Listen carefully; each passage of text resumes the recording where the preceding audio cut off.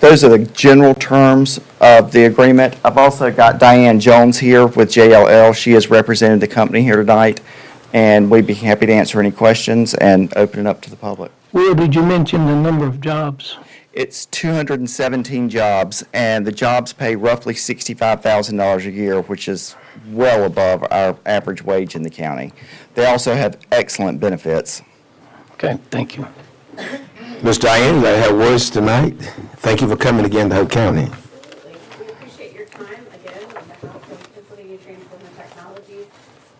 We are here to answer any questions you all have. I know we spoke about this with the offer to purchase. You all previously approved, so happy to answer any questions, but look forward to your continued support of this project as we advance in your community. Thank you. This is a public hearing. Anyone else wishing to speak on the economic incentives to Project Orion? Mr. Chairman. Mr. Chairman, I offer a motion to close the public hearing. A second? Second. Motion second, close the public hearing. All have time to consider. All in favor, what, aye? Aye. Opposed? I have it approved. Mr. Chairman, I can make a comment. Yes, sir. Again, I just want to thank Pennsylvania Transformers Technology and thank Will Wright, our economic developer. But it shows how the county, St. Hills Community College, we're all going to partner together. And we talk about partnership a lot. So coming here and investing $100 million to Hoke County means a lot. And I want people that's in here and on live to understand that Pennsylvania Transformer is bringing $100 million to Hoke County. That's no small gesture. So we don't take that lightly, and that was the reason why we were able to come together as a board and come up with these incentives, because we want a true partnership. And for us to invest the type of money we're investing, for them to invest the type of money they're investing, it's a true partnership. And Hoke County is going to benefit a long time down the road for this type of partnership. And I see some of our developers in the back. I see Mr. Huff back there and others back there who understand the meaning of what's going on tonight. And I'm glad to have y'all here so y'all can be a part of what we're doing in Hoke County, and so we can continue to make Hoke County grow and be what Commissioner Leach always talk about, the best county in the state of North Carolina. Again, thank y'all again. Thank you, Will, for the job you've done. Good job. Thank you, Mr. Chairman. And again, thank you. Certainly these jobs, 217 jobs at $65,000 above would help us to be able to afford the type of homes we're building here now. Because we certainly need more income to be able to live within our county with the home prices. So this will help us make homes affordable with these type of jobs. So this is a great opportunity for Hoke County and also for the company that's going to move here. Thank you, Will. You worked hard, you pulled it off. Thank you. Anything else go you need from that? We're good on the public hearing. Okay. And just as an update, we are just a couple of little things away from having our purchase agreement in place. Okay. And we are exchanging comments now on the incentive agreement, and that should be done hopefully in the next week. So we should have both our purchase agreement and incentive agreement in complete form by another week. Good. I know that the issue now, we're trying to break ground as soon as possible, so we're going to put it on you to push it. My part's done. They're trying really hard to get the ground. Absolutely. I'm putting it on my attorney, right? Putting it on him. Yeah, we want the same thing. Yeah. Yeah. Thank you. Thank y'all again. Thank you. Grade number 3, we have another public hearing, correct? No, number 3 is the public comment. There's no one signed up for public Okay. comment. Well, we doing that good? Y'all probably had that, we doing good. Thank you. Planning matter, Mr. Attorney, we have some planning matter public hearing. Yes. Please have those for us. First item is an application for rezoning submitted by Thomas Family Business, Inc. They're requesting the rezoning of a 66.4 acre parcel at Regalwood Lane in the north side of Rockfish Road. It's currently zoned RA20, and they're requesting to be rezoned R8. Ms. Jackie? Good evening. Mr. Chris Buffet is going to do a presentation for y'all and answer any questions that you have for the application. Jackie, get at the mic, baby, so everybody can hear you, sweetheart. I'm sorry. Let that know to be. Again, this is for Thomas Family and the Garrison Tract. The planning board made a recommendation to approve for approval for RA20 to R8, and the application was determined by staff and planning board to be consistent with the Hoke County Land Use Plan. And Mr. Chris Buffet is a representative tonight that will be doing a presentation for you. Okay. Come make your case. He's here. He's there. Good evening. Good evening. Chris Busey, 4D Site Solutions.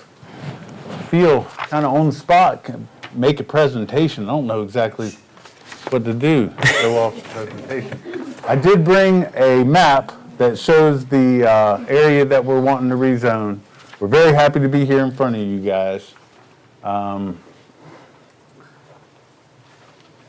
that's about it. Unless you guys have questions on it's for straight rezoning. Okay. Okay, we have open the public hearing. Maybe there's some neighbors, someone like to speak. Give us a little bit more information. If that way, we have some questions. Public hearing. Anyone else have any questions? Hearing none. Board decision. Make a motion to close the public hearing? Second. Second. Motion second. Close the public hearing. All have time to consider. All in favor with aye. Aye. Opposed? I have it. Great. B. No, let's make a Well, motion. no, let's approve it. Make a motion to approve. Is motion approved, a second? Second. Motion to approve, a motion and a second, all have time to consider, all in favor with aye? Aye. Opposed? I have it, approved. B, The next application is a rezoning request submitted by Bridgeport Development and Larry King, rezoning a 29.41 acre parcel at Rockfish Road and Kuntz Road. It also is zoned currently RA20, and they're requesting an R8 zoning classification, and the planning board has recommended approval on this one also. Jackie?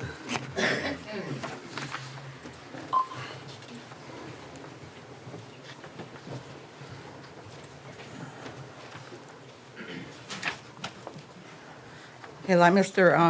Hunt said, it's a rezoning from RA20 to R8, and it's for Bridgeport Development.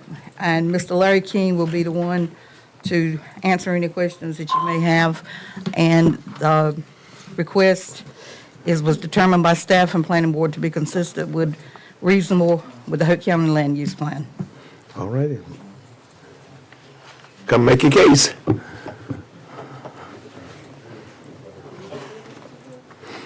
Good evening. Good evening. Larry King with Larry King Associates. I don't really recognize the the map on the wall, but we want to go from R20 to R8. If anybody has any questions, I'll try to answer them. Okay. Public hearing. Anyone have any concern, question? Public hearing.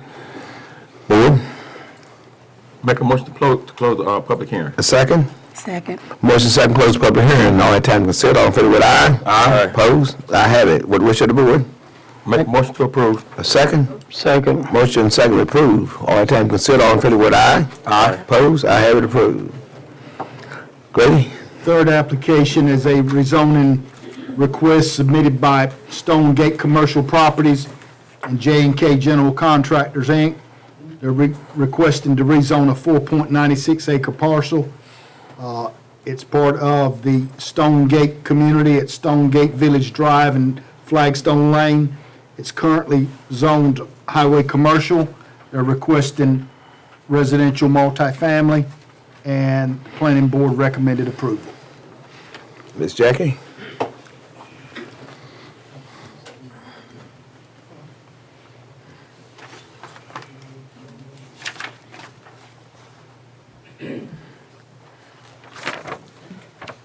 Okay, again, rezoning from R8, from highway commercial to RMF, and planning board made a recommendation for approval.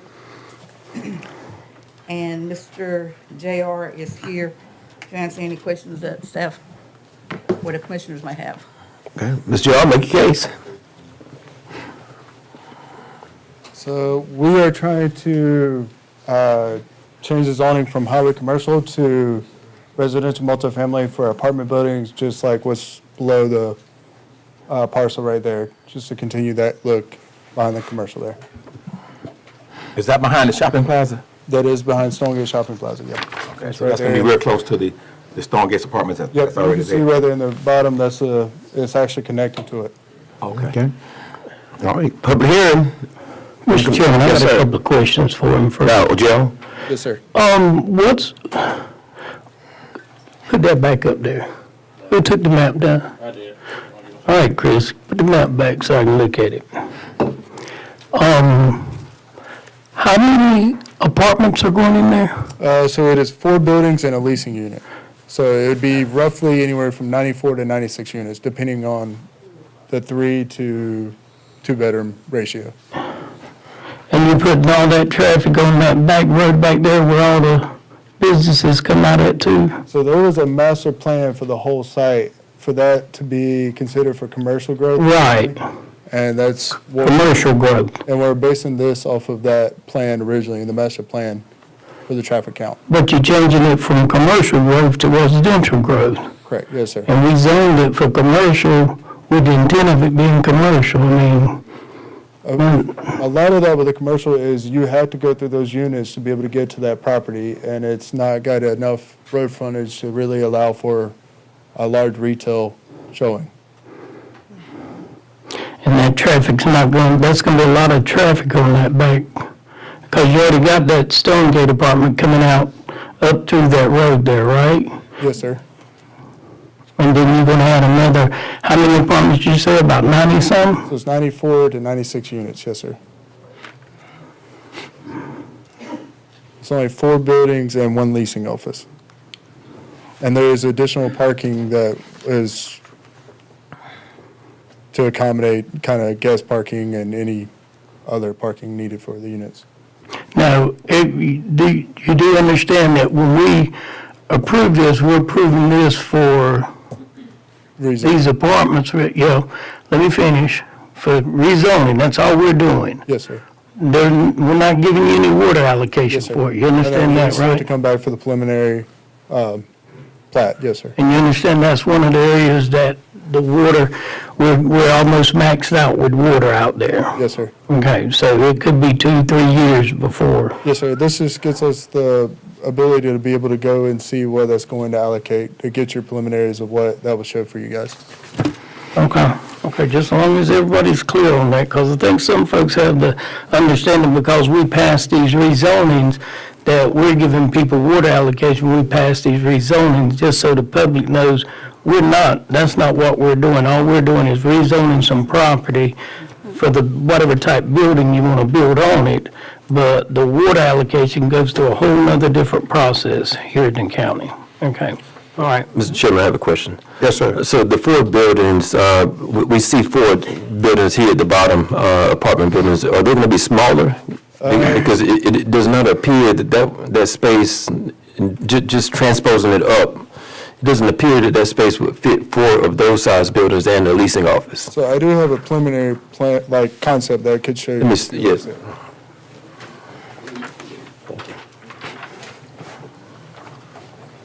That pond there is a temporary pond that was done during construction as well. So the pond actually is going to the bottom pond there. So you have a parking lot where that pond is that right? Yeah, that was just a construction-based pond. Oh, okay. It's gone as of now. So where will your drainage go when you, So it was all designed to go into that pond, the bigger pond below.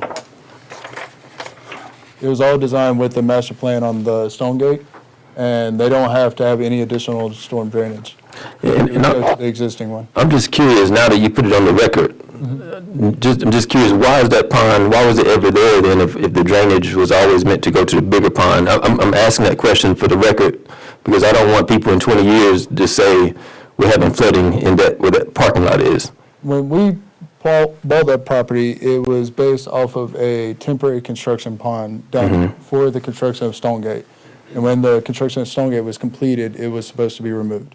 And as of now, it has been removed. It was a DEQ thing that we had to go through with the state, and we've already got it removed and handled at this point. Okay. Okay. All right, public hearing? It's open for public hearing. Wish of the board, public hearing. Do I have a motion to close it? So moved. Second? second? Motion second, close public hearing. All that time consider, all in favor with aye. Aye. Opposed? Public hearing is closed. What wish of the board? Make a motion to approve. Motion second?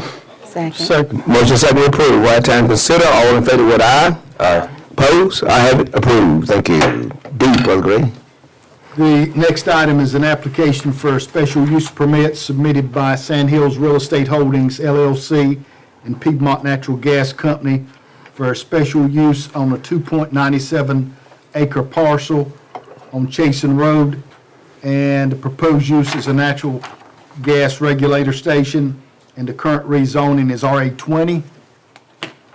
Anyone that's going to speak on this, if you would, come up to be sworn in, please.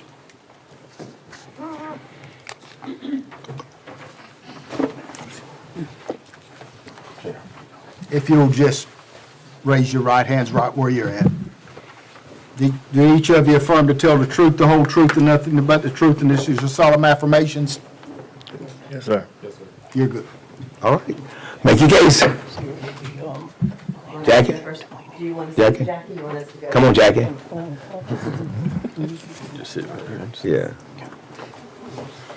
Tell me what you got.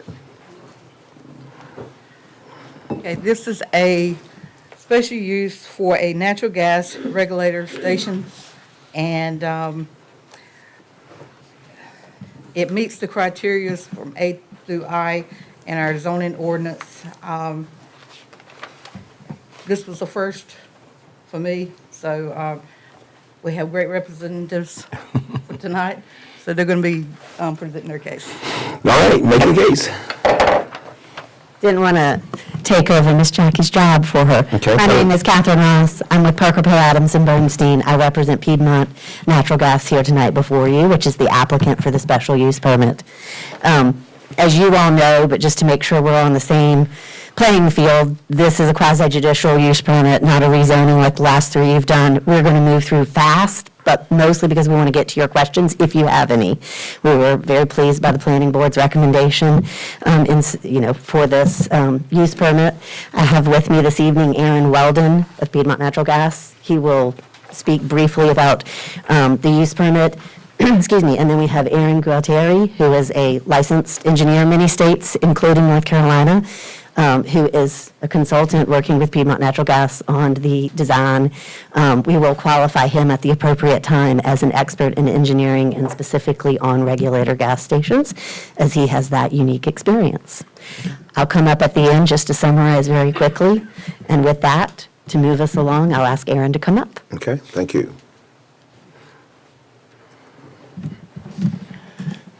Good evening. As Catherine said, my name is Aaron Weldon. I'm a senior project manager with Piedmont Natural Gas.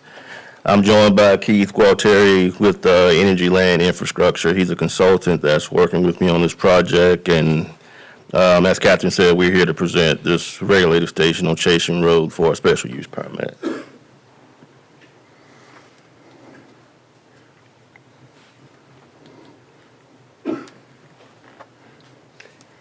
All right, so the address for this proposed regulated station is 1331 Chasing Road. It's going to be located approximately 1 mile west from the intersection of Chasen Road and Barlow Road.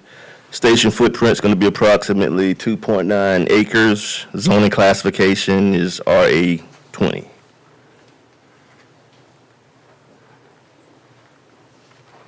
So what is a regulated station? Regulated station basically takes higher pressure natural gas and reduces it down to a lower pressure that safely distributes gas to our homes and businesses. They ensure reliable service to our natural gas system and enable us to support increasing demands for safe, reliable, affordable natural gas. Now, the facility on Chasing Road will have minimum impacts to the surrounding properties. And it will not generate continuous traffic, noise, or odors. The site will be surrounded by black vinyl coated fencing with vinyl slats and substantial vegetation. These are just some pictures of a regulator station. You can't really see the regulator station in the back, but what I wanted to point out here is this is a representation of the black vinyl fencing that we're going to install around the station on Chasing Road. The heater stack in the picture to the left is painted black. We're going to do the same thing for the station on Chasing Road, just so the heater stack can kind of blend in with the surroundings. To the right, you see a picture of the same fencing, but on the front side, you can see the vinyl slats that I mentioned earlier also. Now, here's a closer view of what a regulated station looks like. Here's, to the left there, you got your heater with the heater stack. You got valves, filtration, regulators, meters, and what have you. As I mentioned earlier, the fencing for the station on Chasing Road will be the black vinyl coated fencing with vinyl slats, and the heater stack will be black. Here's another picture showing what a regulator station looks, showing some components of a regulator station. In the back there, you can see a light fixture. We're going to have a similar light fixture installed at the station on Chasing Road. So at this point, I'm going to turn it over to Keith. Keith is going to discuss our site and landscaping plans. He's also going to show some rendering drawings, which will give you guys a good idea how the station looks from different views. Good evening. Good evening. Keith Gualtieri with Energy Land Infrastructure. I'm the project manager for Piedmont on this project, so appreciate the opportunity to come and present our project to you. As Eric mentioned, I guess the station we're putting in is at 1331 Chason Road. As you can kind of see on the site plan here, we've got basically about a 3-acre piece of property that Piedmont's going to be purchasing in fee. Within that, the front part of that property will be designated for the actual station facility itself. It's pretty much a gravel surface area that connects directly to Chason Road by way of a permanent driveway connection. We will be getting a driveway permit from the state DOT to permit the installation of that driveway. And basically, you'll have a gravel surface area where vehicles and equipment can safely pull off the road, park, and they can come and inspect and maintain the station once it's placed in operation. The station will be enclosed, as we mentioned, inside of a security fence, a black vinyl coated fence in this case with black privacy slats, kind of help hide it as best we can. And you'll also see that there's some different color piping inside the station. What we try to show is the piping in blue, which may be kind of hard to see at this scale, is what will be above ground. Piping in red will be below ground, maybe a combination of above, below ground piping at the site. There'll be some also room around the exterior of the fence for vehicles also park and access the station for any kind of future operation and maintenance activities. Excuse me. There's also a landscaping plan I'll touch on next, but again, this is about a mile west of the Barlow Chason Road intersection there on the Chason Road. Whoop, went too far. This is kind of a landscaping plan we put together using the Hoke County guidance. There's a streetscape along the front part of the station site. As you can kind of see, this little green buffer area here. And then we also have three sides of vegetation on the west, north, and east side. The landscaping we presented here is in kind of representative of what we planted there at the site. We basically chose plantings that were in the Hoke County zoning ordinance. But again, there'll be a combination of shrubs and trees planted along the front of the property, except for the driveway connection kind of comes through into the station site. Then on the left-hand side and on the top side and the right side, there'll be a continuous landscape buffer, again, using shrubs, using the county ordinance recommendations there. But these will all be planted post-construction during the cleanup phase, and of course, over time, they will mature to a taller height to hopefully hide the fence. But at time of planting, they will not be the same height as the fence, but over a period of time, we hope 3 to 5 years, they will reach full maturity. But everything we've done here was basically per the county's requirements as far as the spacing of the trees on the front and the shrubs on the front of the lot, and also just a continuous buffer on the side and then the back and on the right-hand side as well. We've also tried to put together some renderings, kind of giving you an idea of what this looks like. Again, we got two different versions of each of these next slides. You'll see what we've got shown is kind of what it would look like hopefully at the time of planting, and then maybe what it would look like at full maturity. And if you notice in the bottom right-hand corner, the bottom right-hand corner is kind of a little arrow. That arrow is meant to be, that's the perspective you'd be looking at the station. Like in this case, we'd be standing in the driveway to the station, looking at it. Again, you got the streetscape yard, it's kind of shown in the front. You got the continuous landscape buffer shown on the left-hand side over here. And of course, you can see the black vinyl coated fencing and the slats inside of it as well. The next photo will be basically the same picture, but at full maturity. As you can see, hopefully the landscape buffer has grown up. The trees and the shrubs in the front have matured also, but just kind of give you an idea of what it could look like once everything reaches a full maturity. Next slide is kind of taken from the southeast corner of the property, looking back towards the northwest. Same kind of thing. This would kind of be what we'd expect to see once stabilization is achieved and that after cleanup has been performed at the time of planting. And then again, at full maturity, where again, you can see the trees have grown up, shrubs have grown up as well. This is taken from the southwest corner, kind of looking back towards the northeast. Again, the same kind of thing. We got the street yardscape in the front, and then we have the next slide kind of shows what it looks like at full maturity. And then lastly, just a view like looking directly from the west. The site is kind of like standing in the trees that are there today. There will be a tree buffer left. We're not going to clear the whole lot, but there will be a buffer left on both the east and west side of the station of natural trees that are currently there today. These are above and beyond what will be left as far as a natural buffer. But again, this is kind of what it would look like at the time of planting and then at full maturity. So hopefully that kind of gives you a little bit better idea of what the facility looks like. I know it's kind of hard to pick that up from a two-dimensional drawing. And again, as Aaron had spoke to previously, part of our application, we're also seeking permission to install a 7-foot tall black vinyl coated fence with vinyl slats and 1 foot of barbed wire at the top.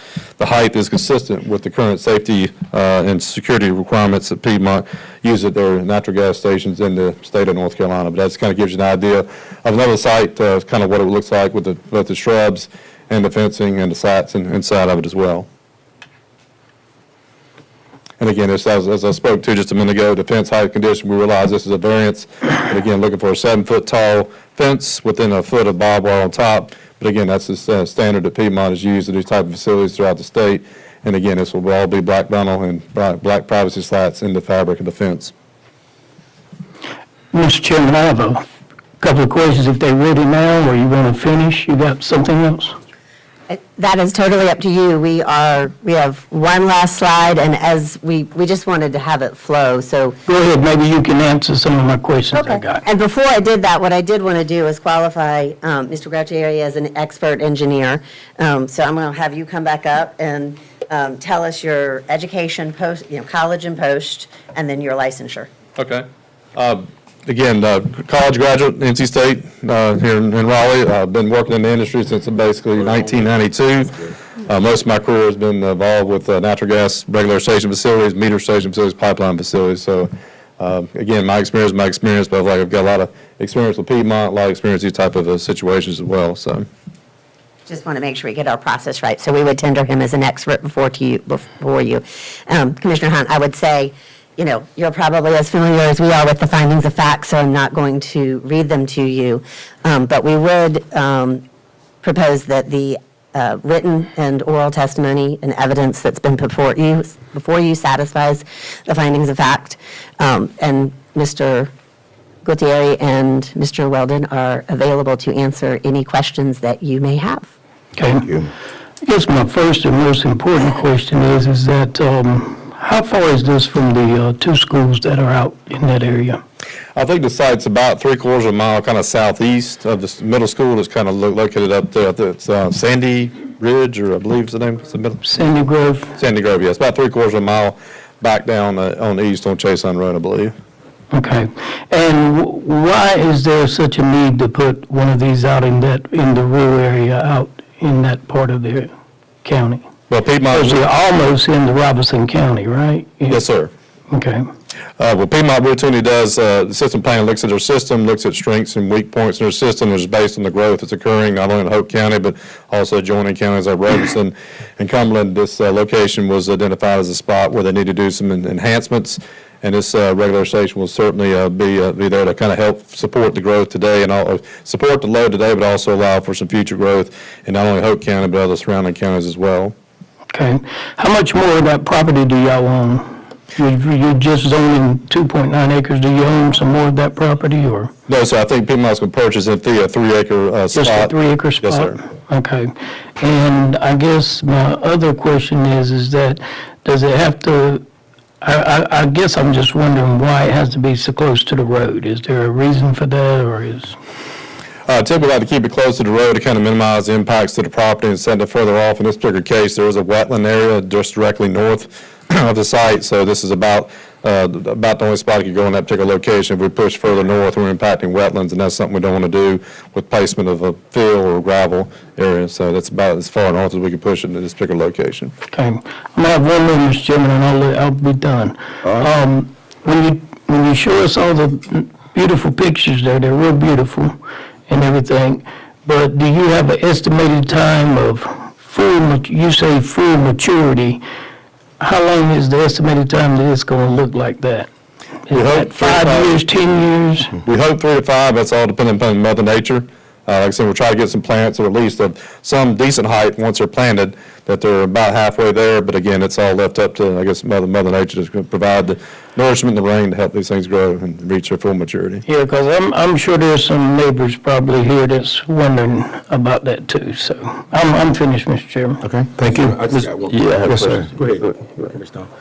I have a question. Why this particular location? So Chasen Road, and I was just on it earlier today, if you go down another quarter of a mile, there's no houses anywhere in the proximity. It's a very rural area. Why would you put it, and I have no idea if anyone here is here to speak against it, I have no idea, but why would you put it right around those houses right there? What is the rationale on why it has to go around where current houses currently are?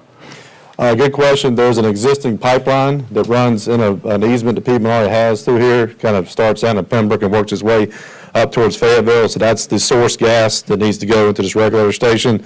So we're bound by where the existing facility infrastructure we're tying into is located at. So in this particular case, this pipeline crosses from the south to north and it continues north on further up into Fayetteville. And so every road that it crosses, are there houses, like as far as your access point? Are there houses close by on every road that this easement comes through? There could be other locations, but this is actually where the enhancement was chosen to start. Is this part of Hoke County? Okay. And basically, when we chose the site, I guess about 2 years ago, there was only one house directly adjacent to the site to the east. So. And if this were built across the street from your house, would you be here to speak for or against it? I wouldn't be speaking against it. Again, You wouldn't have a problem at all with this? No, sir. Okay. And again, I think we're trying to do our best to kind of hide it and screen it as much as we can. Yeah, the only issue with that is that based on your visuals, it would be the prettiest one I've ever seen. You know, so people, what they do is they judge based on the ones they've actually seen, because once it's approved, you know, they can't come back with these pictures and say, you promised. We all know how business works. And so when I look at the ones that I've actually seen in the community and drive by, it's not something that I would want across the street from my home. I know it's important. Natural gas is very important, so I'm definitely not downplaying the importance of the utility. because it is important. But when it comes to just how rural that area is, it's difficult for me to understand that you couldn't find a place where it wouldn't possibly disrupt neighbors. So that's my only question. If nobody's here to speak against it, if we send out notices and no one cares, I'm good to go. I'll support it. But it's just a unique thing to me that we could not find anywhere where it would not be right across the street. So every time someone opens their front door, it's sitting right there in their face in Hoke County. This isn't Raleigh or Charlotte or New York. This is a rural community. So, but I definitely appreciate the information. Mr. Chairman, I yield. Thank you, Harry. Mr. Chairman, thank you. First of all, I would like to agree that since you graduated from NC State, you do qualify as an expert. Oh, no, and your point is off for that one, too. But I would like to say, in regards to the environmental impact, is there any type of environmental impact to Hoke County? From the particular station installation, no, sir. Okay. We will be getting an erosion control permit through the state of North Carolina for any temporary disturbances created as a result of the installation of the station. Okay, and my question is, because it's a rural area now, it may not be a rural area tomorrow. So I want to make sure that there's no environmental impact to the future houses that may come in that area. No, sir, not that I'm aware of. All right, okay, thank you. Out of the three counties, Robertson, Cumberland, and Hoke, which of those counties would benefit most from the facility? It's kind of hard to say. I think all of them kind of equally benefit to some degree. Again, obviously, there's more, I guess, population density in Cumberland County. So if you just kind of extrapolate on that, but again, I can't really speak to it per se. I think it's just equally beneficial. Which county needed the most, Hoke, Robertson, or Cumberland? Well, it's the whole system. It's Piedmont's system. Again, they're looking at their system as a whole as it serves eastern North Carolina. And this is just an area of their system where they've got to strengthen it to kind of keep up with the growth and make sure there's a reliable source of energy there. Could Hope benefit from it as much if it was into Robertson County area? Possibly. Again, this pipeline runs quite a distance from Pembroke all the way up to Goldsboro. So it's a pipeline network this is tied to, so it benefits all customers up and downstream. So could Hope benefit from it if it was in the Cumberland County area? Possibly, yes, sir. Okay, thank you. Public hearing? If I may, just very quickly, sorry. Two things, and I'll invite Aaron to come join me and correct or clarify anything if we might. Commissioner Thomas, I think to a couple of your questions. One, I wanted to make sure it is clear that the landscape plan that is proposed meets and in certain instances exceeds the Hoke County requirement that's listed in the ordinance. Actual species and plants would be selected at the time of building permit, but Mr. Gutierrez, I keep saying it wrong, Gutierrez and his colleagues certainly spent some time putting together the plan, looking at species and plants in the ordinance, and I'd ask you to make sure that I'm not misrepresenting that. The plan does satisfy, or exceed the ordinance in certain cases, and we do have a number of instances of regulator stations that are in less rural, this is a rural area, but more populated than others. And it is, routine to utilize the fencing, and I just want to make sure also that the record is clear. The reason we used these pictures is to show the difference of the fencing on the left side to the front side of that left picture, as well as then what's facing on the right picture, right? And so it's the black vinyl fencing with slats, not without, which of course is the one on the left to the front has without slats. And again, that's all visual, mitigation. So wanted to make sure that we had addressed those. And then in terms of the benefit to Hoke County, I also want to make sure the record's clear that, and I'll have Mr. Weldon speak to this briefly if you'd like, the purpose of the station is for growth, but it is also needed. It is necessary for the existing safety on the existing pipeline. So it's got dual purposes, right? It's to continue to provide natural gas in a safe, reliable, and effective manner to citizens and businesses that are already here, as well as to prepare and provide for growth both in Hoke County and along the pipeline, as Mr. Gualtieri talked about. Okay. So if you would like, Mr. Weldon, as the company representative with the most knowledge, will certainly speak to that. But I did want to make sure the record was clear on those points. Okay. If you'd like to speak. You want to add anything? You covered it very well. Any questions from y'all? I'm good. All right. Thank you. Public hearing, anyone from the public wish to speak, please come up. Come right here and talk to me. Anyone has to be sworn in. You have to be sworn in. Can everybody want to speak, stand up? Anyone want to speak? to stand if you'd like to Be sworn in. be sworn in. If not, okay, let's go. Just raise your right hand. You affirm to tell the truth, the whole truth, and nothing but the truth in this, your solemn affirmation? Yes. My question is there any job availability associated with this project? That's all I need to know.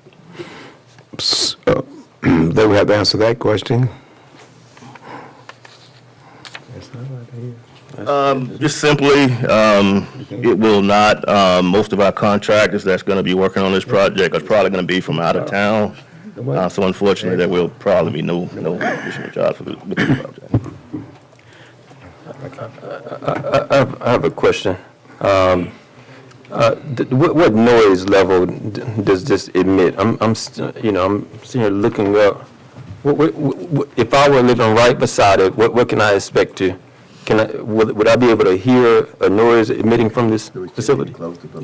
Well, we designed everything to kind of mitigate noise to the extent we could, by burying as much piping in the station as possible. We Okay. also over-designed, I guess, the size of the pipe to minimize velocities, because velocities in gas can create noise. And we also have thicker wall piping, but we've done all we can to kind of mitigate those noises. We feel like also with the natural tree buffers there, that also provides some noise dampening, and of course with the shrub and everything else that we plan around there, we'll do our best to kind of minimize that. But typically under normal conditions, it shouldn't be a nuisance, but we're, like I said, we did our best to kind of minimize the noise that can be generated from the facility under normal operating conditions. Okay. Mr. Chairman, if we close the public hearing, we can still dialogue with them, right? Okay, I'll make a motion that we close the public hearing. A second? Second. Motion second, close the public hearing, all the time considered, all in favor with aye? Aye. Opposed? I have it. Okay.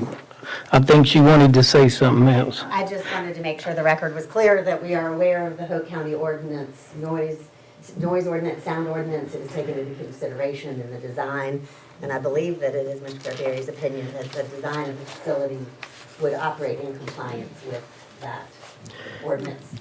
Understanding that until it's operating, if there's a complaint, then it would have to be studied, but it was taken into consideration in the design. Well, Anyways.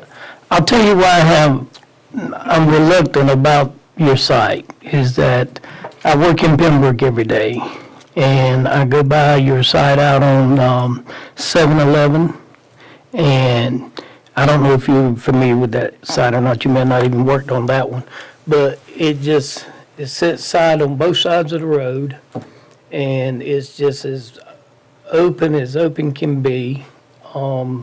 There's no vegetation unless it just started growing. There's no vegetation at all around either site. And one site's been there for a long time. Then when you added the pipeline that went all the way through, you upgraded everything covered there. And it's just not, doesn't look good in the community, without. Now, if you're doing all that you said that you're going to do here with the slats and all of that, then that's fine. But the only thing that makes me leery is what I see that Piedmont's already done. And like I said, that just was not that doesn't look good to that community down there, But anyway, but that's the reason I have some reservations about it. But, I guess my question to the attorney is that if they don't follow through with all these things they're supposed to do, is there some recourse for the All commission? these are conditions. All are conditions, so if they're not met, And that's part of, we can come back and. that's Okay. part of the permit. All right, that's all I wanted to know. I'm good. Thank you, Mr. Chairman. All right. Anyone, other board member have any questions? I would say that, while I do have concerns, people who live in that community, for them not to be here, I would imagine they would have flooded this room, and I assume that everyone's notified within 500 feet. And we weren't sent out letters. Okay. There was, I had a few people to call in regards to it that said that they would be here tonight if they had any concerns about it. Okay, and I appreciate that. I mean, just, my concern is noise, and so, and also the location. I see here that natural gas regulator stations can have a noise level of 110 decibels. I would imagine that you're going to be able to tell me that this is not going to be that way, because 110 decibels, an example of that sound is a jackhammer power saw or a motorcycle. And I'd imagine you're not going to have something making that amount of noise so close to houses. This is a Google search, so I would not put this up against the expert testimony. But I just want to make sure that we're on the record that once this thing is completed, that when we go out there, we're not going to hear 110 decibels, and so we don't have to do all this back and forth. Probably not a Harley motorcycle. Yeah, that's even louder, right? Yeah, that's right. That's the one you drive. I can't. How many letters did we send out, Miss Jackie? Can you remember just a ballpark figure? I want to say it was 34. 34, okay, thank you. I think we provided 46 envelopes, if that helps you, Ms. Jackie. Also, I would be remiss if I didn't let you know that our community engagement person who is here had he and his team knocked on every door on that road in the community next door to it, left behind flyers, spoke to several people. He'd be happy to testify if you would like for him to. No, you need to give him a raise. Above and beyond.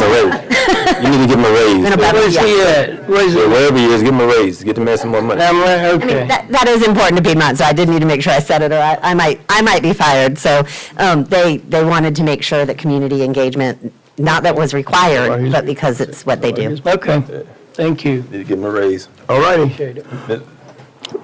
Board, the public hearing been closed. Are there no more questions? What's the wish of the board? Mr. Chairman, I know that we've got some things in place, some conditions, and we have some recourse. And I know quite a bit of folks that live in that community. And I'm glad you told me that you went and knocked on doors, because when they said they didn't know nothing about it, I'm going to say, well, somebody knocked on y'all's door and everything. So I'll be able to tell them that somebody knocked on their door. But I know that, with progress and the growth and everything that's going on, and I understand with the pipeline and all that they're doing with the natural gas. Natural gas is needed, very great resource that we have, and, and I can understand having to have these regulator stations along the way in the pipeline. I just kind of wish it to fill over on Robeson County side.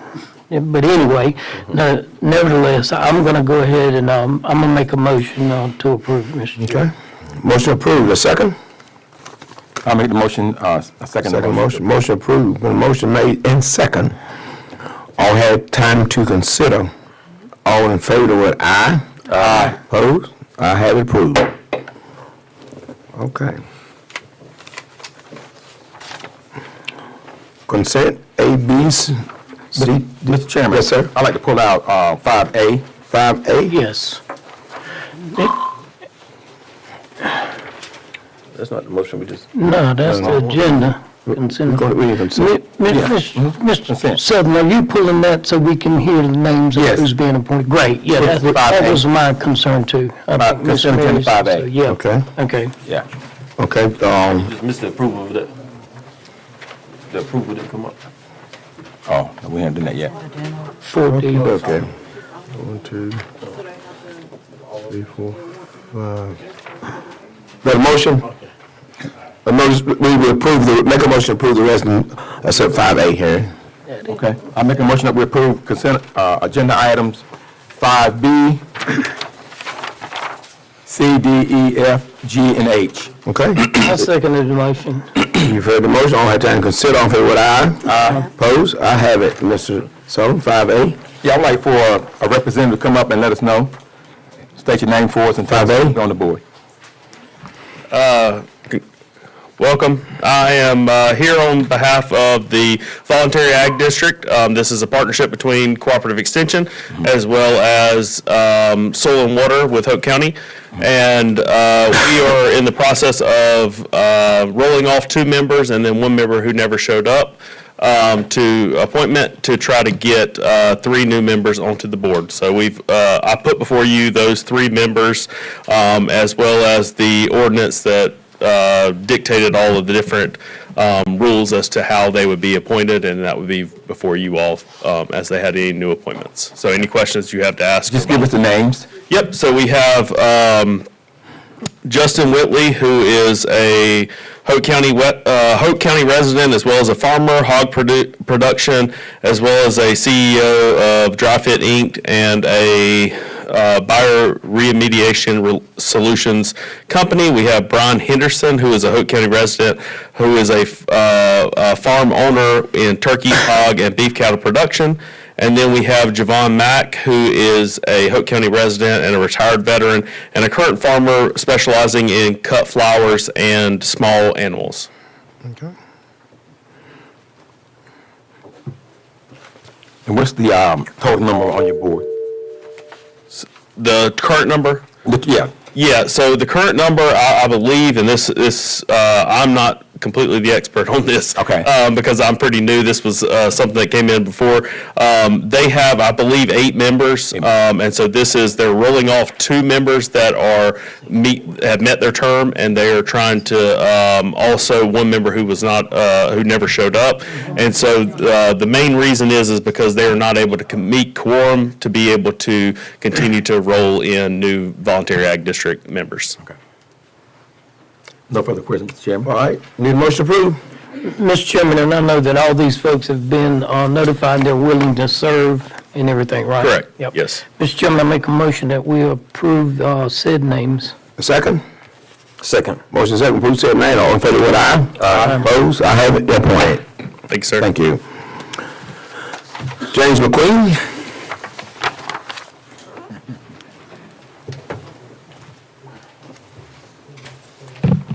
Good afternoon. Good evening. Good afternoon. I have before you 2 items. The first one is a request for qualifications to accept the design build team of LKC and Charles Underwood Construction. Okay. Is that for a project? Yes, sir. It's a project for the McCain site. Okay. Yes, sir. And, Mr. Chairman, just a little bit into that. We've finally got to the place to where that we know that we own the McCain site now through a lot of stuff, yeah. I don't even know the word to use. It's been so long and so hard to get this done, and Mr. James has worked hard on it, our attorneys worked hard on it, our manager, and we have been, it seems like every time we thought we had it done, they would hand it off to another department in the state. And anybody knows about dealing with the state, nobody gets in a hurry with the state, and then it would get handed off. I think it got handed off a couple of times before we got it squared away. But we have that squared away, and there's a lot of good potential of future water that we're going to be able to get up from out there. There's some work that we need to do to the present facility that's there, and things that we're going to be doing, Mr. Sutherland. And I think we've got a pretty good plan in place to, get these designs done, and hopefully help with once all that upgrade to the water line out there on 211, where we're going from, I think, the 8-inch to the 12-inch pipe, and all that water is going to flow downhill. It's going to really help us in the several areas that we have some, we have water issues due to development, not water issues of existing people. Nobody's water is affected right now, but we got to get more water flowing to continue the growth that we have. So this is one of those parts of things that we're doing along with what we're doing with PWC. So we've got 2 or 3 things that we're doing to help get the amount of water up and allocations that we can have in Hoke County. So this is a big step in what we're trying to do here. So Commissioner Hunt as well, I would agree, and I appreciate the hard work of Mr. McQueen and our county manager and you and the utilities board. I'm understanding that we're waiting on a permit or permission, so to speak, from DEQ to do some testing wells, and that should be forthcoming. Yes, sir. And when that comes, I mean, the floodgates can open up and we can begin to test these wells and move forward. Yes, sir. That's exactly right. Again, we have to, getting water is more than just digging a well. We have to get a lot of permits before we even get to the point of getting ready to even bid out to dig the wells. So, and again, too, we've got hopefully some legislation that's taking place that's going to kind of give us some flexibility on how we go about building the wells as far as, different people to pay for it and things like that, so. Okay, do I hear a motion to approve A?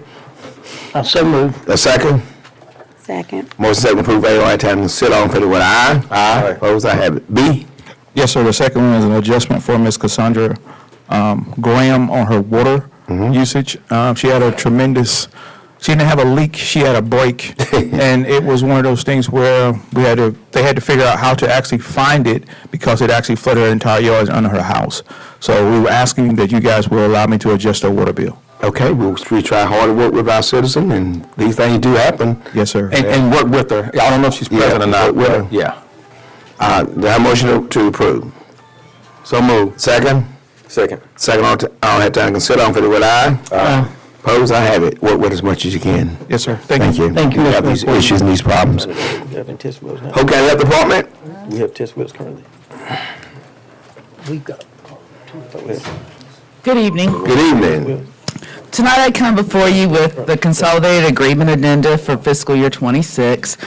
This is the agreement that allows the Health Department to be able to spend the Division of Public Health funds as well as the Child and Welfare and Family Wellbeing funds. The Consolidated Agreement also outlines the instructions and the expectation of the county, what we're supposed to do to the state for this funding.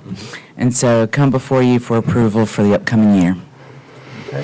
All righty, what do you wish of the board? It's Mary Board. Mary, that's your one. Yes. I make a motion that we approve the request. second. Motion second to approve request. All had time to consider. All in favor with aye. Aye. Opposed? I have it. Thank you, Ms. Mary. Thank you. Thank you, Ms. Thank you, Elena. Thank you. Ms. Jackie McLean, Hoke County Juvenile Crime Prevention. Good evening. And members of the board. What a deputy. I'm just standing, I believe you already have the information, to present the request for approval for funding of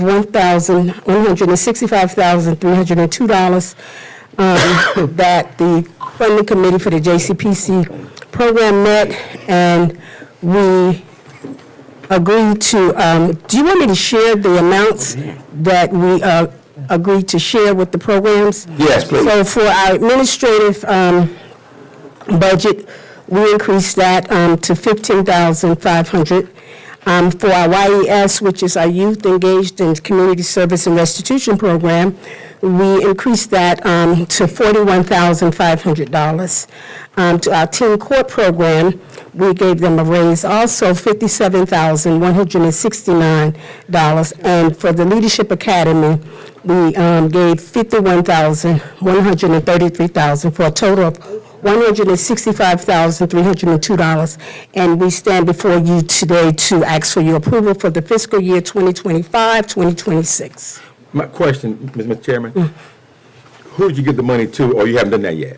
Oh, You just named them, right? You just. I just. No, I'm talking about- just named- She gave me I heard the numbers, but I want to know like, Oh, yeah. Organization? Yes. Yeah, he wants organization. I thought I named the organization. Are those yes and? Okay, administration, right? You don't want that. For YES, which is Maggie's Outreach. Okay. Okay. And then Molding Young Moguls, which is also Teen Court and the Leadership Academy. Okay. And if you need to speak to the leader, she's right here, Ms. Brandon McPherson, Teen Court and Leadership Academy. Okay. Okay? Yeah, Ms. Glenda, what you got for us tonight?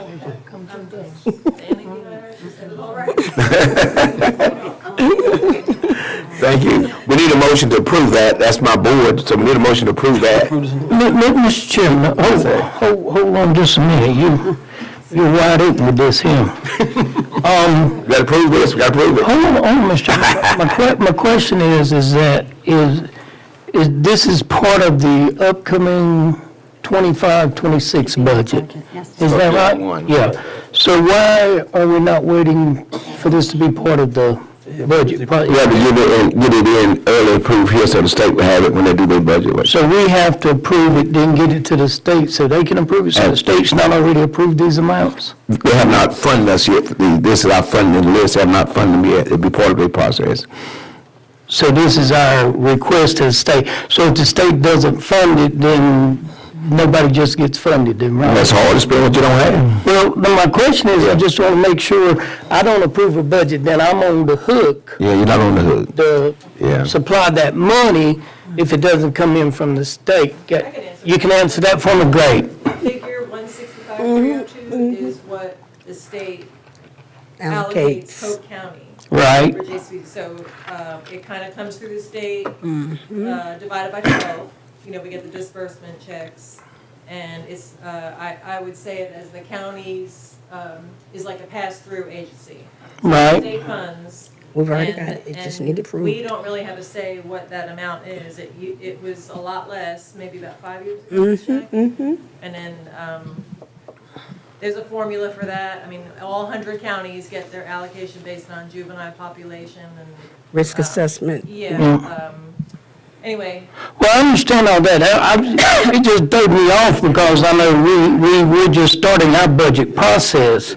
And, you know, I thought we normally done this during our budget process and then everything went in. Is that not how we've done it in the past? We've always? I think we've always presented it to you. yeah, Always presented more it or to less, you. you know, Get it you for have approval. the JCPC That's for right. 25 community members. And it's more or less, and it's some volunteers that And then we get about 10,000 all that. That's what we get. Okay. do the homework, like how we best use this money. Yeah. And what's our percentage that we put into the budget? Is From the there? county? Yes, from the county.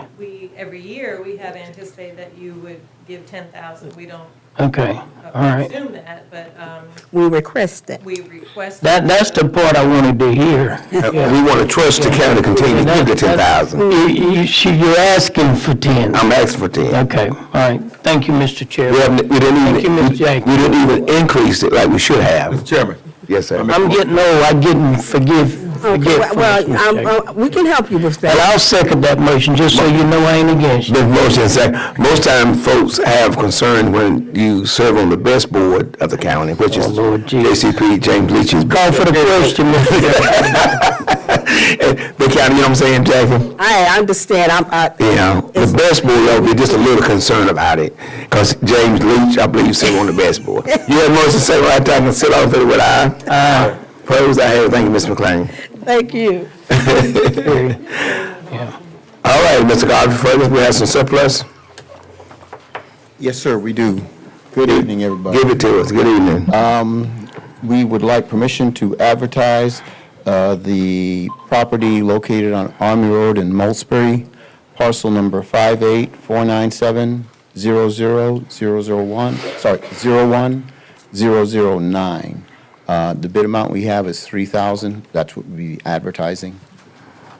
We need to do these separate, right, Mr. Attorney? You can do them separate, yeah. Okay, all right. The motion to surplus advertise A. I'll make a motion that we approve A. Second.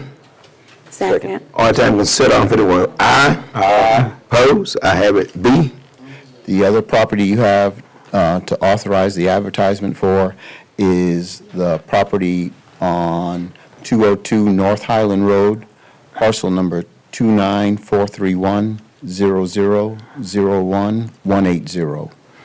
And the bid amount on that is $5,200. Once again, we are just asking for your authorization to advertise that bid amount. Wish of the board? Make a motion to approve. Second. Second. Had motion second, had time consider on 51. Aye. Aye. Opposed? I have it. Thank you, Garvey. Thank you, everyone. And these can be upset, right? That is Marvin? correct. This is just the advertisement. Yeah, I just wanted to make sure, yeah. See, I'm not on that board. Thank God. Ms. Corzine, you come, our financial office is coming at this time. Please come and present and tell us what you have for us tonight. Hi, Hi, good evening. I wanted to introduce Bo Hildebrand from Martin Starnes and Associates. They're the ones that completed our external financial reporting audit in January, and we issued the first part of February this year. Okay, Can you say his name again, his last name? Hildebrand. Hildebrand, okay. okay. Ms. Hildebrand, show us what you've done for Hope County this year. Good evening, Commissioners. Good evening. It's good to be with you. Again, I'm Bo Hildebrand with Martin Starnes Associates, presenting to you the 2024 audited financials. Just want to tell you all thank you for allowing us to serve as your auditors for another year. I look forward to working with you again. And your report was submitted February 5th, and LGC approved it on the 17th. Good.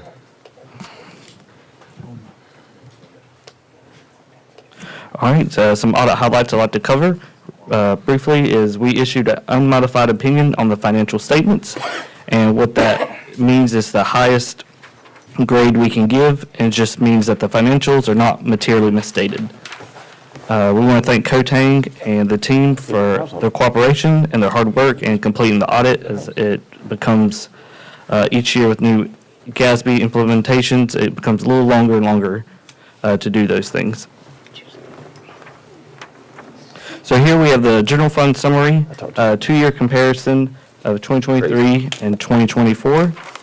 So revenues increased about 5% or 3.3 million. That's due to ad valorem tax revenues and local option sales taxes. Then we also had expenditures increase about 14% or 7.7 million. And those were increases in public safety, cultural and recreation, education. There's been increases in those areas. Yes, in those three areas. They were the main increases. Give me those again. That was public safety, cultural and recreation, and education. They said recreation, Tony, you hear that? Yeah, we're going to cut down on There's an increase in income. Thank you. Yes, sir. Next slide, we have a fund balance. And so fund balance serves as a measure of the county's financial resources available, and is computed by taking in assets plus deferred outflows, then minus your liabilities plus the deferred inflows, and that is your fund balance or net position. So we have 5 classifications. The fund balance, non-spendable, which is not in cash form, such as like prepaids and inventory. We got restricted, so those have external restrictions such as grants and or other funds that have from other people with strings attached, so to speak. You got committed, so that's internal constraints by the board level.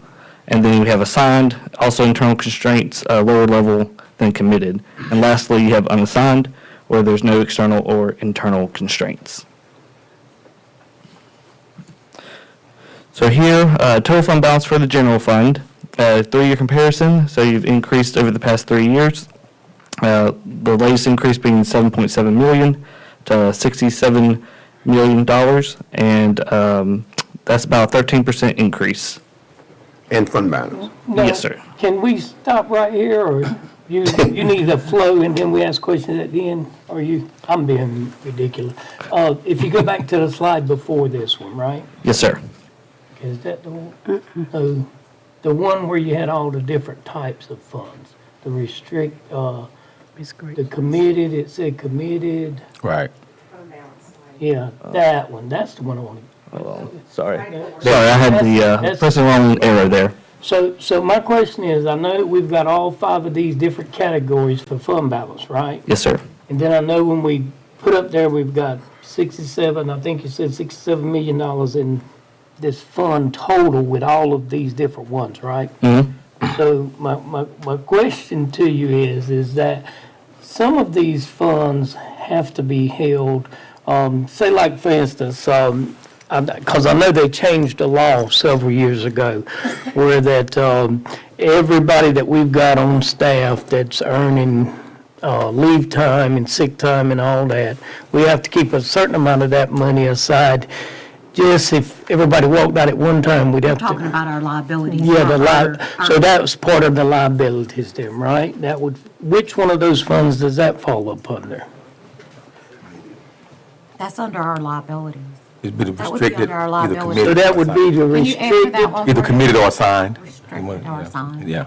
The point I'm trying to get at is that, so some of this fund balance money, we're constrained from not spending it because of the law, right? Yes, sir. Okay. That would be restricted. Because, yeah, that's the point I'm trying to get to. The chairman just goes out and says, you know, he's gonna go out tomorrow and say, we got $67 million. Oh, we'll get to that. That's true. Well, he's gonna get to that. Yeah, he'll get to that He's one gonna for break you. that He's down. gonna break Yeah, we added everybody can get 1 minute. Yeah, he's gonna tell you the We do it. restricted, what We do got 6 Oh, okay. Well, you go ahead then and finish. You're gonna answer my question. What do we got? Go ahead. I'm glad. So your question, actually, when you guys look at your financial statements, there's what they call government-wide financial statements and modified accrual. So your modified accruals are your daily operations, anything you have to budget for, et cetera. And then they turn those financial statements into full accrual, which you'll have on exhibits A and B in the audit report. Those are the only two places that those pensions show up. So you don't have to budget for those. Right. Alive. Yeah, I know we didn't have but I'm saying that, you know, all that 67 million ain't available money. sir. Yeah, that's. But he'll show you what's. Okay, He's gonna show you. okay, Unassigned, yeah, Yeah, unassigned. but they are gonna start in the coming years, make us have to show that. Yeah. As our liabilities. right. There is Our a new, comp and our vacation time. yes, there is a new GASB standard coming up. We've already accounted for vacation time and comp time to date. Time is coming up, In those right. financial statements. What they're gonna do now is somehow convert the Sick time over to, and that's what GASB wants. That's what Gatsby is looking for in the future. Him and Alan said, I'm going out tomorrow to say that. You are. I'm gonna do that tonight. Gonna do it tonight. So, Commissioner, that 67 million. We just that a little bit is just behind. the general Yeah, fund. and wonder why everybody want more money than the other. Yeah. That would happen tonight. I just want him to understand what it is, Ms. Cotain. I kind of know what it is. No, I know at the end tonight, it will show you what's available fund balance. I'm sorry I interrupted you, sir. That's okay. No, that's okay. All right, well, I know you lost. He said you lose your trailer. okay, I think it was on the 3-year comparison.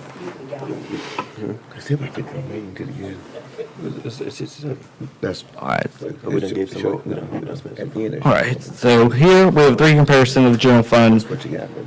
and I want you to focus on the last column is the 2024, and that is the available fund balance, actually, is 48.6 million, and then we have total expenditures and transfers out, minus debt proceeds at 64. So your available fund balance is divided by the total expenditures plus transfers out percentage is 75%.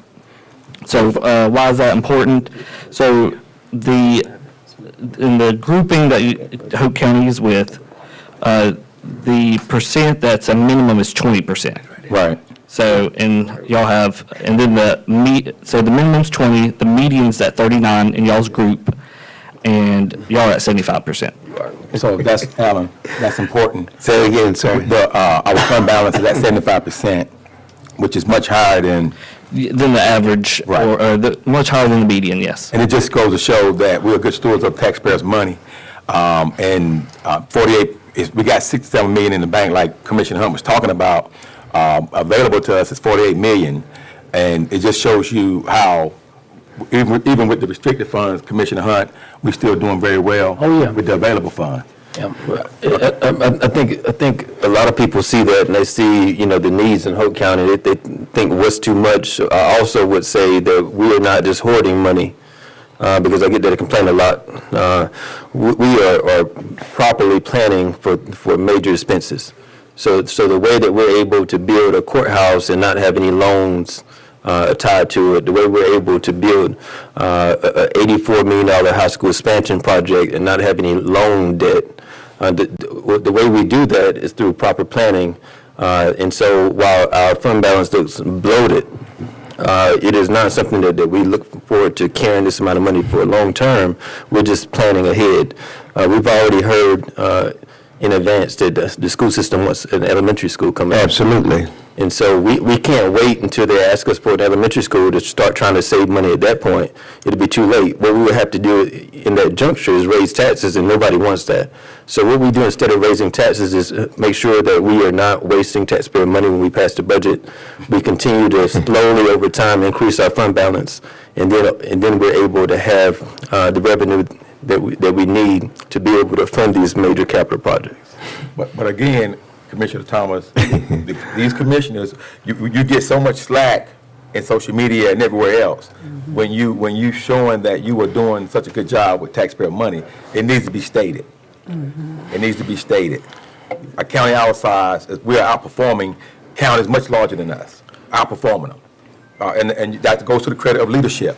But Commissioner Thomas, me and the chairman met with school this week, and they not only want a middle school, they want a middle school and an elementary school. Oh, my Lord. So we got to keep planning. See, that's So we got to keep planning. It doesn't stop. We just had a meeting this week. It doesn't stop. Regarding that. So yes, we got to keep planning. So again, go ahead. But I always like to just stop and highlight some of the things that the county is doing. And we don't get all the credit for that. That's our county manager. That's our full staff. That's our finance department who gets this credit for being good stewards with the money and saying you can do this with the money and you can't do this with the money, or let's do this next year. So we got a good team, and because that's what's going to make it work, team and leadership. But go ahead, Mr. We have very good stewardship of our money. We take care of our money, and that is what makes Hoke County the greatest in the state of North Carolina. Any other questions on this slide? Not yet. We can move on. Okay, we'll move on then. Not yet. All right, so here we have the breakout of that fund balance position of that 67 million. So total fund balance. Now you take out non-spendable, the restricted, the committed, the assigned, and those are those figures there. That's how we get to that unassigned fund balance of 44 million. That is a little less than last year's unassigned, but that's due to an increase in the restricted fund balance this year. How much of the schools project have we paid out so far? So when do we anticipate those big chunks of money coming out? As far as the money that we have already, it's encumbered funds. This year's. It's encumbered funds. So this year's budget is when we'll remove, I don't know how much we've already paid, but it'll be a large chunk. Is that correct? Our portion of it will start to come out this year. We're spending the grant funds first, and then we'll Okay. start spending county money this year. Okay. And I think we had a surplus of 7 million went into this year. Yes, sir. So from time we started up to now, we probably raised about $20 million already. So that would help us from actual killing the fund balance on hand. That's very good. Go ahead, my friend. You good? So here, unassigned fund balance as a percent of general fund expenditures and transfers out is just 74% last year, 68. So it's only about 5% drop. And then if, as you look to appropriate fund balance, unassigned fund balance is a portion you would consider. So here I'm going to cover the top 3 revenues of the general fund. And so here you have ad valorem taxes, 49%, restricted intergovernmental, 14%, local option sales at 24%, all other revenues 13%. Who are they? The top 3 revenues cover 86% of the revenues. Now, I remember last year, our audit report, the local option sales tax, I think, if I'm not mistaken, was it at 28%? Or am I got a wrong number? Has that went down? Or, you can answer that later. You ain't got to answer it tonight. You can answer that for me, Coach, later? Okay, you can go ahead. Okay. He's got a couple slides. I'm always ahead of it, ain't I? I'm sorry, Ms. Cotain. I'm gonna be quiet till he finishes. I'm sorry. You're going to listen to me one of these days. Go ahead, I'm sorry, Mr. So so here, ad valorem taxes, 2023, 2024, about 3% increase there, and your collection rate was 97.22% this year. Pretty good. That's great. And that was an increase from last year. And then local option sales taxes here, so there was an increase here in the local option sales tax. You end up about 3.6%. Yeah. The increase. It's just that percentage, there's some other revenues that you received that may have caused that revenue percentage to just go down. Good. Okay, so that one's upside down. I guess it got scanned in upside down, but I'll just read this one. So it's 10 million last year, 9.7 million this year. It's still comparable to last year, about 8% decrease. And that's just decreases in maybe some grant funds relating to like social services, transportation, other categories. Some stuff's like 1 year use. Some stuff you may be using last year of that money. So the expenditures broke this out in 5 categories for the top 5, and that represents 92% of the general fund expenditures. Public safety at 28, human services 25, general government 17, education 14, debt service 8, and you have other expenditures at 8. And again, that's 92%. Those top 5 are. Okay. So we're going to touch base on each of those top ones. Public safety expenditures, there was an increase about 20%. That's in like sheriff's department and the jail relating to capital outlay and salaries and benefits. We have human services expenditures increased about 10%. This was increased in DSS administration line relating to salaries and benefits. General government expenditures was a 12.8% increase, or 1.2 million. The expenditures were mainly in AV maintenance, finance, and public building departments. Education expenditures increased about 1.1 million, or 15%. Most of that was in the school current expense line, and there's some capital outlay this year. And then I want to touch on general fund debt service expenditures. That went down, and that was there's a decrease in the interest expense this year. Good. About 650,000, or 11.8%. We love that. Yes, that's always good. Let's see. Now we're going to move on to the enterprise funds. I will try to be brief with these. So 2024-2023 comparison, operating income, there was it was better this year compared to last year. Net position, there was a decrease due to the operating loss. There's a decrease in unrestricted net position, and also, but there's a decrease in required debt service. And those are the numbers there. 3-year comparison here of the water sewer fund. So the current assets, current liabilities, quick ratio. So here you're at 2.04. The LGC is concerned about 1 or below 1. So you're over 1 there. And like I said, the LGC is not concerned unless you hit that 1 mark or below. Here we have solid waste fund. Operating income was increased. Depreciation expense, there was increase, and net position also increased.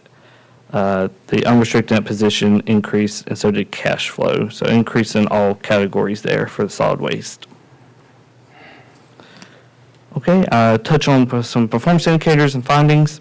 So I want to touch on prior year findings. None of those findings last year were reissued this year, so all of them were resolved according to corrective action plans that was implemented. There was a compliance finding, and that was relating to DSS. It was a significant deficiency, and you can look at the details of that in the compliance package of your audit report. Then also, Excuse me, was that regarding a fire or something that happened? so I'll let Cotain touch on. If you can recall it, I think that's what it was. Yes, there are some cases that are in the system relating to a fire. Right, that's what I was, So- okay, that's so, what it was. As part of DSS and what they do over there, what they do is, the EPICS program, the fraud cases, the people that receive benefits through fraud, some of those case files were selected for audit, and they do that every year. It just so happens that this year, they selected some that was lost due to a fire that DSS had years and years ago. Right. So as long as the county's collecting on it, it's a valid piece to be as part of the population for them to sample from. Right. So in the past, the county has seen this finding at DSS because other samples were selected in 2021, 2022. Surprisingly, 2023, they didn't select one that was part of that fire, so we didn't have that finding, but now we're seeing it again, so this is something I'll kind of talk to Terry about and see what the status is to date as far as them trying to figure out what to do with those lost files. Right. I just wanted some clarity for the public. Thank How you. far back do they go, Ms. Cotain, for As that? long as you're far as they collecting on collecting them, they can go back and ask for it? Yeah. Okay, So I if they're got you. collecting on somebody from 25 years ago. Right. It's part of the. They could want to pull it. Yeah, I got you. I understand. If we started the program where we scan in the DSS files, like to have like a backup, you know, I know we did for the health department at one point. I think. Did we ever approve that in the budget for? Yeah, he did some. I don't know if Okay. he did them all. Just but recently, yes. He did some money with some of them. Yeah. I think he need, you know, we need to employ him to continue working and getting those scans uploaded because we need backups. You know, we can't, this ain't 1980 where you can just trust and go to a file cabinet anymore. We need to be able to have a contingency so that we don't have these issues anymore. We've been made aware of the problem. It's an unfortunate act of God. But just to make sure that, you know, because if a fire can happen once, it can happen twice. So I would love to have those documents scanned into the system so we have a backup. Absolutely. Yeah, and the other part of the two case files that were pulled really relates to internal controls. I mean, they Yeah, have an it's- investigator that does these investigations, and what they say the person owes needs to match what they're collecting in the system. So I think that's where we got. They have the file. Well, that's, okay, but that's not due to a fire. Okay. We were updated about that. Yeah, I remember that. Gotcha. Okay. So it's, you know, it's not uncommon for them to Yeah. use that at DSS. 'Cause Right. There's so many, Your department ain't got there's so many cases that are being investigated. Since Bobby Chiller, look at every document y'all got over there. You know you're not right. The next thing on the slide I want to touch on is the financial performance indicators. So this comes from we input the financial information and our audit information, and we send that to LGC, fill that out, and it comes up with these performance indicators accordingly. And so there was three things that popped out.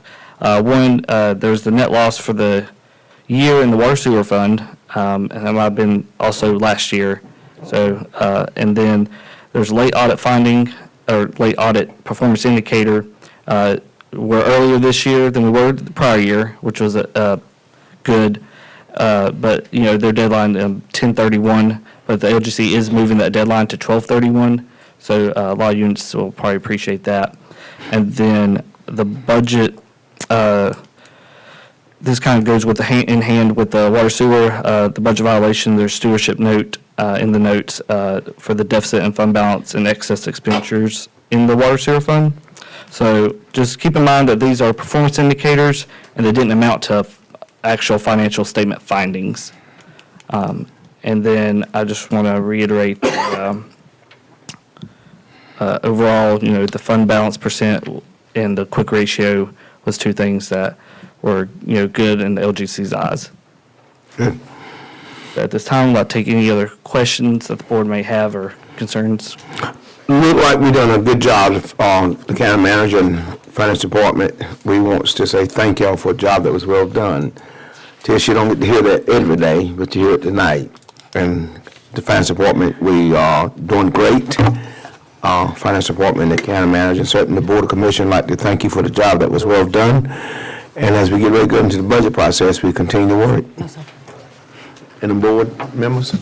Just again, Mr. Chairman, thank you to your staff, Tish, for the job y'all done. Ms. Cotain, you were a joy to work with. We're glad you came over and you left Martin and Stein. But we appreciate the hard work y'all did and just continue to make Hoke County look well. Thank you. Thank you. Thank you. Bo. Just before you leave, will you, one more time, so Mr. Hunt have a clear understanding, tell them that fund balance. You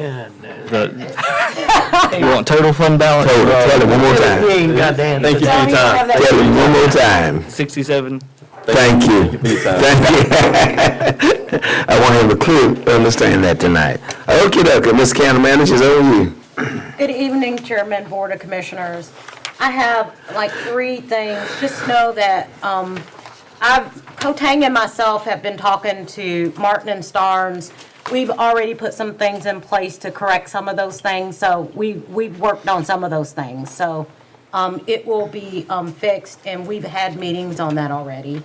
I have met with my directors last week, Wednesday, to discuss the budget and our preparations. And I have handed the board my potential budget preparation schedule. And if you look that over, I've put some potential dates. If you look for the county commissioners and my budget work sessions. In past years, I have kind of sent you guys some dates, and I've never got my dates back, and we keep working on that. So I've kind of given you guys a potential work schedule, and if the board would look at your calendars and at our next meeting, come back to me and tell me what works for you. Because we kind of need to have my recommended schedule before we have meetings, because people come and talk to you guys about something, and you don't have numbers. So I have to get my recommended budget to you by June 1st. We will have it, and we'll have you that schedule to you.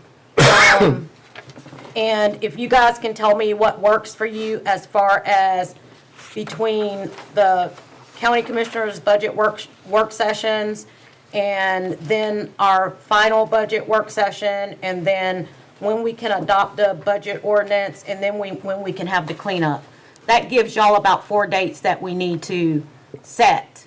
So then I can give a final schedule to my directors, so that we can get the budget sessions set up with our outside partners, so I can get those schedules set for them. And if I could do that, that way there's no confusion with our outside partners when they can come and meet with the commissioners, okay? And that way we can start that early, so that if we have any conflicts, I can make sure I have that straightened out ahead of time.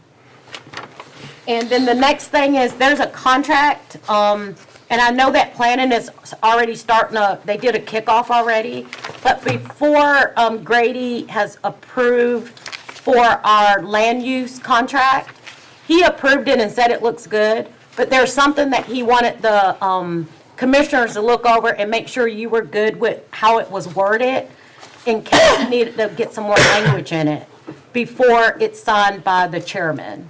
So if you would look over that contract that I gave to everyone's good with the wording in it, or if you want Grady to put some additional wording in it before it's signed by the Board of Commissioners, okay? What's the problem? So the only concern I had was to make sure that the board was satisfied with your involvement in the process. So just looking at how the board itself is involved in the process, and make sure that's what your expectation is. So what's our deadline?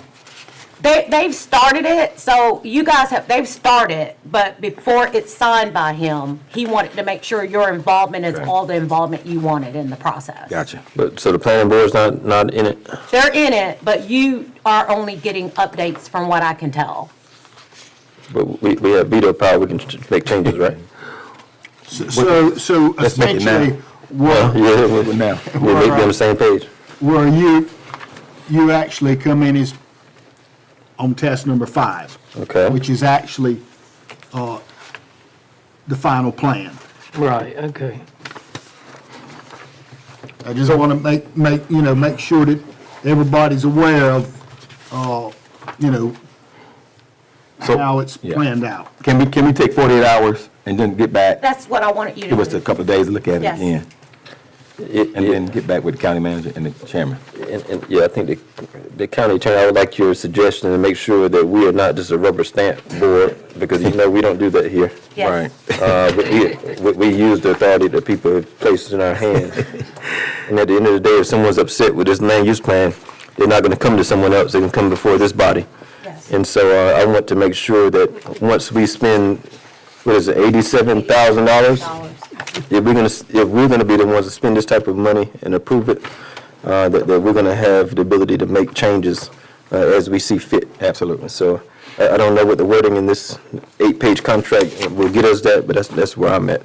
Yeah, that's why I don't think we can That's why approve it I brought tonight. it That's- to you. that's- No, I didn't want it yeah. approved. I just want you guys to know that. Right. So that I could make sure before. Thank you for catching that, County Manager. You know us pretty well, don't you? Well, Grady and I caught it, and we just want to make sure that you guys saw it first. So what I'd at least recommend is after, at the end of each task, is they make a presentation to the board. And that way, For approval to go to the next step. each step along the way, the board's gonna know. It'll save a lot of time at the end. Yes. You're right. You're right about Because they've got your buy-in You're right about that. Yeah, we'll throw it all out. each, at each, as they call them, task. That makes sense. It'll save a lot of time. Okay. Because at the end, we won't be up here. So are we able to get the attorney to just go ahead and rework this contract with that worded in it? Can he move forward with that? Move forward. And just give this Yeah, back to us? Get it back to us so we can read it. Give it back to us the next meeting? Yeah. Okay. That sounds good to me. Yeah, that way at the end, it should be a smooth pass. Okay? That is all I have That's all you have? tonight. Thank I got a you. couple things, Mr. Chairman. Okay. After Commissioner Thomas, go ahead. And can you recess this till Wednesday? Yeah, go ahead, Harry, Alan, go ahead. Go ahead. Yeah, Mr. Chairman, if I could take just a moment, I was delighted in seeing the amount of progress that we've made in the audit. One thing that stuck out is the ad valorem taxes going up about, I would say 1.5 million over the past year. I would attribute that not simply to builders, because the builders get too much credit. I think realtors should get credit as well, because they actually sell these homes. That's who people trust. And I think we have some realtors here today. You all around the mountain. Yeah, so I wanted to just say hello to the realtors. Did you all come, did you want to say anything? You want to share anything with the board? Any brief remarks? If you would come to the microphone and share some brief remarks, introduce yourself. You do the same thing. Yeah, You're a good realtor? Good to see the realtors here. Good night. Good night. Good night, everyone. I came here tonight out of concern for the water issue that everyone's been having. But I was delighted as well to be able to be privy to the plans that you guys have listened to and approved on Chasen Road. And so myself and my other Realtor friends were able to text our clients, to find out what have they heard, what have they received, if anyone has come to their door, if they've gotten flyers, if they've had letters. Unfortunately, this has proven to be incorrect. There's nothing. And I have a client who he sped to come here so that, he was able to have a say if possible, and I would like to plead on his behalf, just for a minute or two, for him to voice his opinion, if that's possible. If it's the wish of the board. We can talk to him after the meeting. Yeah, we can talk after the meeting because we've already moved on from that. Okay. Yeah, we can't reopen that issue, but we would like to talk to him after the meeting. Sure. Find out his address, and submit that to planning, because if he's saying that he lives within that proximity, didn't get anything, we as a board, we want to know that. So that's not something we're going to open up at this meeting. We've had this is one of the longest meetings we had this year, and not that we don't have more time, but we've already went through that issue. If there are issues that come from that, send it through the planning, and we'll take a look at it. Perfect. Thank you so much. Hey, thank you for coming. Thank you all for coming. Thank you for your concern. Miss Tracy, hey. She can come on. Introduce herself. Come on. Good evening. Good evening. My name is Tracy Billups. I work for Carolina Summit Group here in Hoke County. And it's a privilege to serve everyone. I just want to introduce myself. And if you have any needs, let me know. But I came here tonight also to hear about the water concerns. And she's a Navy veteran, right? Yes, I'm a Navy veteran. Good. I am. Okay. I'm glad to meet you. Thank you to the realtors. Thank you. I think we declared this the Realtor Appreciation Day. I hope now. We appreciate what you do, the connections that you make for our residents. Hey. And real quick, Mr. Chairman, thank you for about 30 seconds. One thing that we did as a board tonight in our consent agenda, we approved some money, about $160,000, because there was a need to redo some of the dilapidated blinds at East Hoke Middle, West Hope Middle, and the Hoke County High School. So I had the good fortune to take a tour of ESO with Ms. Harris, who's actually present tonight, and we saw the issue. So we were so glad that we were able to get this money, and hopefully we can get these blinds up between now and the spring break, because we want to have some type of image for the county when they come to our schools and bring their kids to our schools. We want to make sure it looks good. So we got $160,000 that was approved by this board tonight to go into East Hope Middle, the high school, and West Hope Middle to fix those blinds. And your superintendent was definitely pushing for it. Yes, sir. And lastly, Mr. Chairman, Commissioner Mary McCullum is celebrating a birthday today. Today, all right, 1, 2, happy birthday. Happy birthday. Yeah. That's all, Mr. Chair. Okay.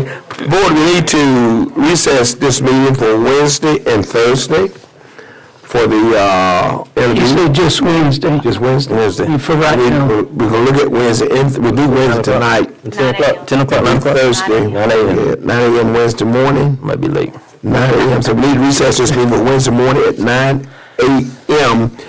Then we may have some interviews. I need that motion. I make a motion, Mr. Chair, that we recess this meeting for 9 a.m. Wednesday morning. That's second. I'll second it, and before we close, before the chairman carries the vote, if you live in the area that they were talking about, if you could approach after the meeting adjourns, so we can get your information and get it over to planning. Okay. You heard the motion and second that we recess this meeting to 9 a.m. on Wednesday morning. It probably will be a closed session, so anyone planning to come for the public part of it, it will be a closed session. It's not going to be open. It will not be open to the public on Wednesday morning at 9 o'clock. You can come for that, but put your right out. Do that. So you heard the motion and second. All right, time to sit on for the red eye. Aye. Opposed? I have it. Meeting adjourned.